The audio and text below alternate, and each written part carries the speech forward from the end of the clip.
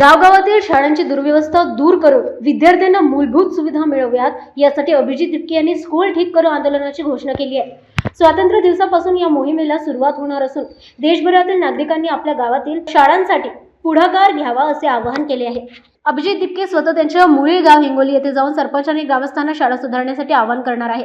शाळेमध्ये बेंचेस, स्वच्छतागृहे, पिण्याचे पाणी आणि वीज यासारख्या मूलभूत सुविधा उपलब्ध करून देण्याची मागणी त्यांनी केली। जोपर्यंत ग्रामीण भागातील मुलांना शिक्षणाच्या समान सुविधा मिळत नाही तोपर्यंत स्वातंत्र्याचा खरा अर्थ पूर्ण होत नाही अशी भूमिका दिपके यांनी मांडली।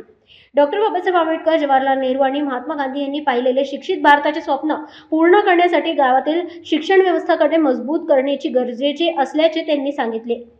मुख्यमंत्री तिरंगा रॅलीचे स्वागत करताना शिक्षणाकडे प्रश्नाकडेही लक्ष देण्याची गरज त्यांनी व्यक्त केली आहे। बैठकीत तेच ठरलं होतं की जे स्कूल ठीक करू आमचं आंदोलन आहे, उद्या इंडिपेंडन्स डे आपला, तर त्या दिवशी आम्ही सुरू करणार आहे। मी स्वतः उद्या हिंगोलीला माझ्या मूळ गावी जाऊन त्या आंदोलनाची सुरुवात करणार आहे। तिथे जाऊन सरपंचांना मी विनंती करणार आहे की जे काही शाळेमध्ये सध्या फॅसिलिटीज नाहीये त्या कराव्या, स्कूल नीट कराव्या, बेंचेस असले पाहिजे, वॉशरूम असले पाहिजे, चांगले पाणी असली पाहिजे, लाईट आली असली पाहिजे शाळेत। आणि असंच आम्ही जेवढी आमची टीम आहे सगळी देशभरात असे प्रत्येक ते त्यांच्या गावी जातील आणि तिथे जाऊन सरपंचांना आणि गावकऱ्यांना रिक्वेस्ट करतील, कारण की आम्हाला सगळ्यांच्या सहभागाने करायचंय, सगळ्यांना सोबत घेऊन करायचं। आणि मला नक्की वाटतं की हा एक असा मुद्दा आहे, गावातल्या ज्या शाळा आहेत त्याच्यासाठी सगळा देश एकत्र येईल। स्वातंत्र्याची परिभाषा माझ्यासाठी ते हीच आहे की जो गावात मुलगा मुलगी शिकतीये, जोपर्यंत त्यांना पूर्ण ऑपॉर्च्युनिटीज आणि फॅसिलिटीज नाही भेटत तोपर्यंत मला कुठं ना कुठं वाटतं की 80 वर्षानंतरही आपण